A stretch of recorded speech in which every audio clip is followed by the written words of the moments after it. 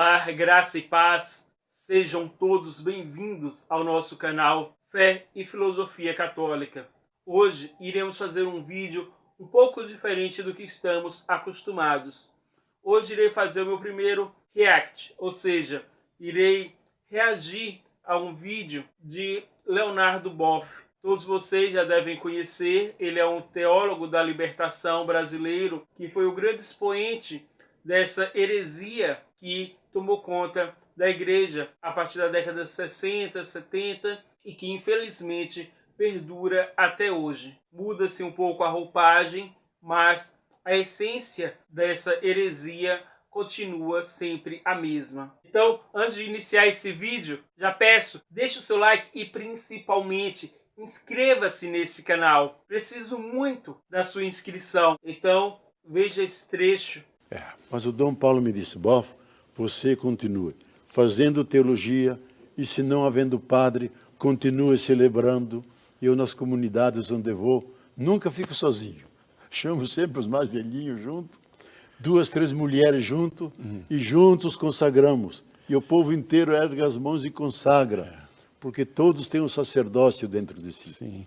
Vocês percebem claramente que nessa fala ele confessa uma multidão de erros, que primeiro vai desde o erro do arcebispo, que o autoriza a continuar exercendo funções sacerdotais, quando na verdade nesse momento ele já estava suspenso de ordem devido à sua desobediência à igreja e por fazer proliferar dentro dela a heresia da libertação. Portanto, ele próprio estaria impedido de celebrar. Mas, como na própria fala dele fica claro, ele tinha autorização, quando não houvesse padres, ele fazer a celebração eucarística. O primeiro erro começa aí. O segundo erro, e ainda mais grave, é ele convocar outras pessoas leigas para co-celebrar e juntos consagrar a Eucaristia. Essa consagração simplesmente não existe. Primeiro porque ele, embora seja um sacerdote devidamente ordenado, está suspenso de suas funções sacerdotais. E, em hipótese alguma, o leigo pode consagrar. Então, o que ele realizou, na verdade, foi uma profanação eucarística e não uma consagração eucarística. Mas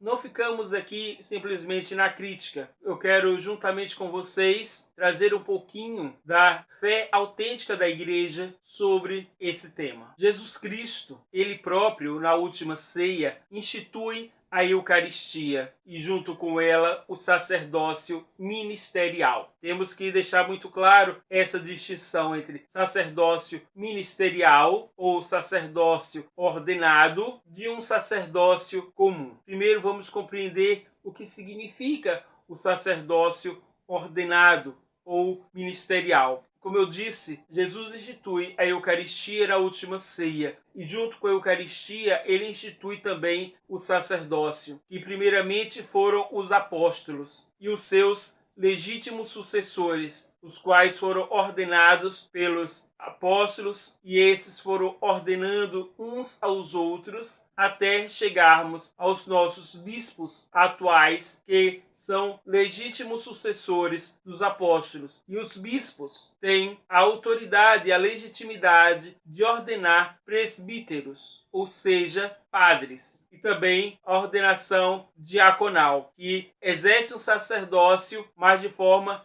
mais limitada que os presbíteros e os bispos. Os bispos, eles possuem a completude do sacramento da ordem, pois eles têm todos os poderes sacerdotais conferidos aos diáconos e aos presbíteros e têm ainda a legitimidade para ordenar outros padres e outros bispos de forma legítima. Já os diáconos, eles têm o seu sacerdócio limitados pelas funções propriamente dos presbíteros, ou seja, a consagração eucarística. Um diácono, ele pode proclamar a palavra, pode assistir casamentos, mas não pode atender confissão e não pode celebrar a Eucaristia. Já temos a primeira resposta a esse herege. Se todos pudessem consagrar, não haveria necessidade do sacramento da ordem. E Jesus Cristo quis e instituiu o sacramento da ordem.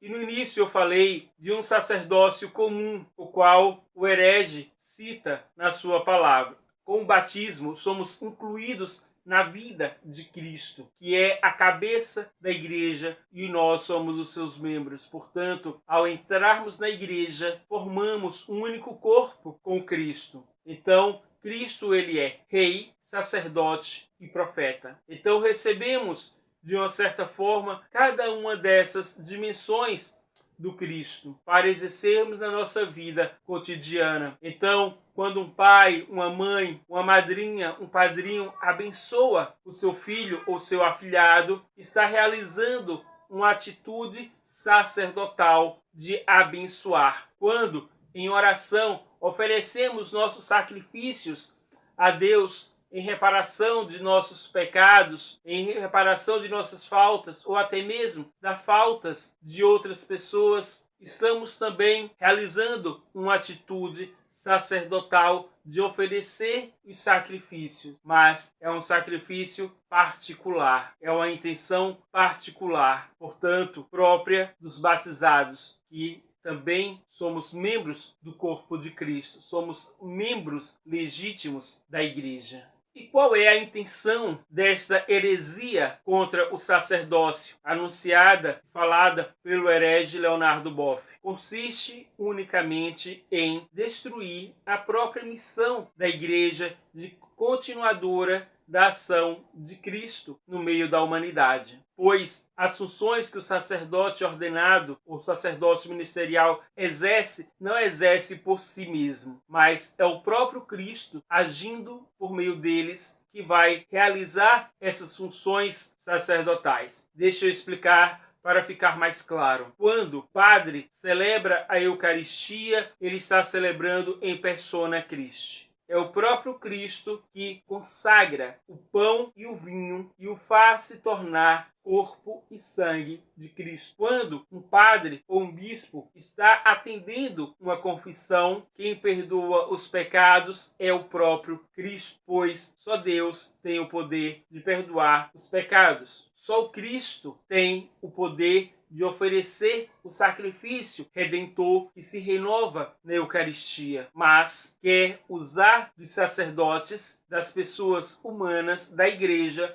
para prolongar a sua missão aqui na terra. Então, o sacerdócio não age por si só, mas age por meio do Cristo. Então, qualquer tentativa de destruição, de abolição do sacramento da ordem, do sacerdócio ministerial, do sacerdócio ordenado, é uma tentativa de atacar o próprio Cristo. E, enfim, ao destruir, entre aspas, o ministério sacerdotal, consequentemente, a Igreja Católica perde aquilo que ela tem de essencial, que é a ação de Cristo por meio dela. A ação de Cristo por meio dos seres humanos. E a torna uma simples ONG, uma simples aglomeração de pessoas que não têm mais a ação de Deus no meio delas. Esse é o grande perigo da teologia, ou melhor, da heresia da libertação, que é a